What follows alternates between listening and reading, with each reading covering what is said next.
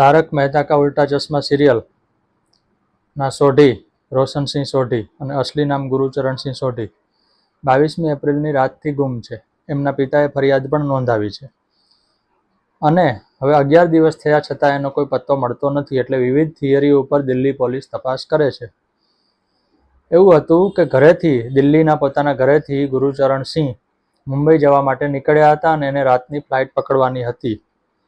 પણ એ પ્લેનમાં પહોંચ્યા નહીં કે ફ્લાઇટ પકડી નહીં કે મુંબઈ પહોંચ્યા નહીં, એને બદલે દિલ્હી જ એરપોર્ટ વિસ્તારમાંથી ક્યાંક દિલ્હીનું એરપોર્ટ પાલમ વિસ્તારમાં છે, ત્યાંના એક એટીએમમાંથી એને 7,000 રૂપિયા પણ બીજા દિવસે કે ત્રીજા દિવસે ઉપાડ્યા એની નોંધ મળી છે. પણ એ પછી સોઢી ક્યાં છે એની કોઈ ખબર પડતી નથી. એટલે પોલીસ વિવિધ થિયરી ઉપર તપાસ કરે છે. એક થિયરી એવી છે કે એમનું કોઈ અપહરણ કર્યું હોઈ શકે. શા માટે એને કેમ કર્યું એ જાણતા પોતે મનના બહુ મજબૂત હતા.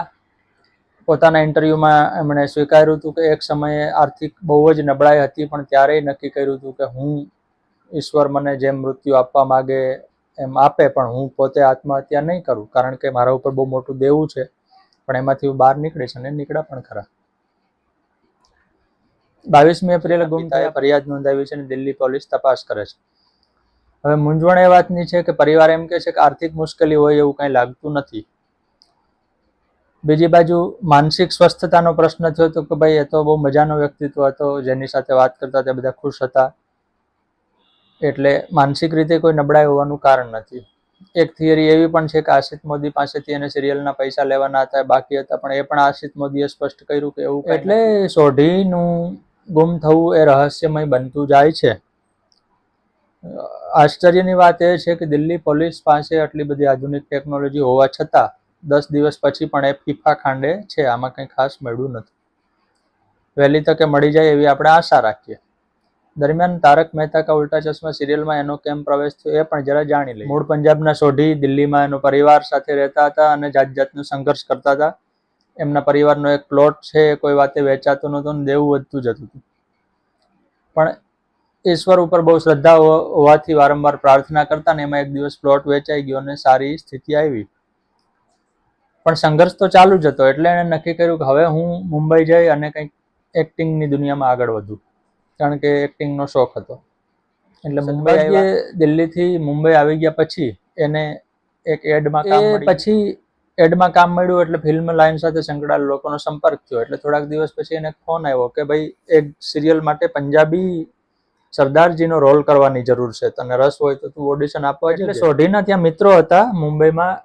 એને કીધું કે ચાલો આ કાંદિવલીમાં એક ઓડિશન છે ત્યાં જાય. એટલે એના મિત્રોએ કીધું કાંદિવલીમાં કોઈ દિવસ ઓડિશન હોય નહીં, ઓડિશન તો ફલાણી જગ્યાએ જ મોટા ભાગના થાય છે, આ કોઈક નકલી હશે અને ઓડિશન મધ્ય આપવા જાય તો ઉલટાના પૈસા આપણી પાસેથી માગશે, એટલે રહેવા દે. એટલે મિત્રોએ ના પાડી એટલે પ્લાન પડતો મૂક્યો. પણ પછી સોઢીને વિચાર આવ્યો કે મારે તો પૈસાની જરૂર છે, કામની જરૂર છે, અને બહુ તો સામેવાળા પૈસા જ માગશે ને, જોયું જશે પણ જાવ તો ખરા. એટલે ઓડિશન આપવા ગયો.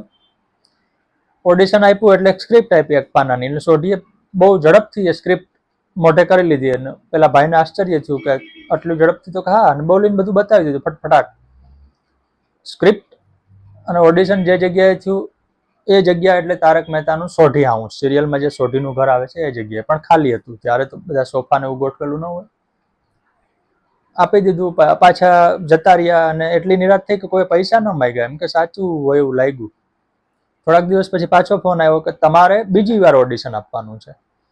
એટલે મને એમ થયું કે હા, પૈસા માગવા માટેનો આ ખેલ લાગે છે. પણ તોય પાછો ગયો કે ભાઈ માગે ત્યારે જોયું જશે, એમ આપણે ડરી છોડી દેવાનું. એટલે બીજી વાર જોયું તો સોઢી હાઉસમાં જ બધું મોટી સંખ્યામાં લોકો હાજર હતા. 2-3 જણા બેઠા હતા. એણે જાતના સવાલ પૂછ્યા. એક ભાઈએ તો બહુ જ સવાલ પૂછ્યા. એટલે આણે બધા જવાબો આપ્યા. ત્યારે એને ખબર નહોતી કે જે સવાલ પૂછે છે એનું નામ આશિષ મોદી છે, સિરિયલના પ્રોડ્યુસર. પણ એને જોયું કે ખંડમાં એક જાણીતા અભિનેતા હતા, દયાશંકર પાંડે, જે સિરિયલમાં ચાલુ પાંડેનો રોલ કરે છે. એ સિરિયલના ક્રિએટિવ એસોસિએટ છે, એટલે રોલ નક્કી કરવા વગેરેમાં એનો મહત્વનો ફાળો હોય છે. એટલે દયાશંકર પાંડેને મળ્યો અને કીધું કે તમારી ગંગાજલ, ત્યારે નવી ફિલ્મ હતી ગંગાજલ, માં તો તમે આ રોલ કર્યો અને સુપર કર્યો, અને બધા ડાયલોગ બોલ્યા. અને તો ઓલા ભાઈને એમ થયું કે આ તો સારો અભિનેતા છે, સારું. પછી ઓડિશન બીજી વાર થયું, એમાં પણ ફાઇનલ થયું. અને પછી એને કીધું કે ચાલો એક આપણે સ્ક્રીન ટેસ્ટ લઈએ. એટલે એક બીજા રૂમમાં લઈ જવામાં આવ્યા. જે તારક મહેતાનું ઘર છે સિરિયલમાં. ત્યાં એમને કહેવામાં આવ્યું કે આ હિરોઈન છે એની સાથે તમારે રોલ કરવાનો છે. એ જેનિફર મિસ્ત્રી બેનીવાલ, જેણે મિસિસ સોઢીનો રોલ કર્યો. એટલે બેએ જરૂર મુજબ જે ડાયલોગ આપવામાં આવ્યા એ બોલી બતાવ્યા અને જે સીન ઊભો કરવાનો હતો કર્યો. રીટેક ને વગેરે થયું, પણ એ તો કોઈ પણ અભિનેતામાં થતું હોય છે. એટલે એમ લાગ્યું કે આ સિરિયલ માટે ચાલશે. એટલે પછી એમને રોલ મળ્યો અને આશિષ મોદીએ કીધું કે રોજના આટલા પૈસા મળશે વગેરે વગેરે. અને લાંબો સમય સુધી 2020 સુધી સિરિયલ સાથે સંકળાયેલા. વચ્ચે થોડોક સમય છોડી પણ દીધું, પાછા જોડાણા પછી પાછા છોડી દીધું. આપણા મૂળ તારક મહેતાના લખાણમાં તારક મહેતાનો ટપુડો જેણે સર્જન કર્યું, જેના ઉપરથી સિરિયલ પ્રેરિત છે, એ તારક મહેતાના લખાણમાં પણ સોઢી છે. એનું નામ છે જસવિંદરસિંહ. અને તારક મહેતાના માળામાં જસવિંદરસિંહ રહે છે અને મોટા ભાગનો સમય દારૂ પીને પોતાની પત્ની સાથે કે સોસાયટી સાથે ધમાલ કરતો રહે છે.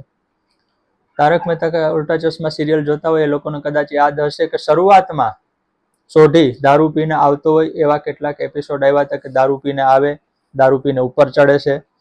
એકવાર દારૂ પીને મિટિંગમાં આવી અને ગડબડ કરે છે.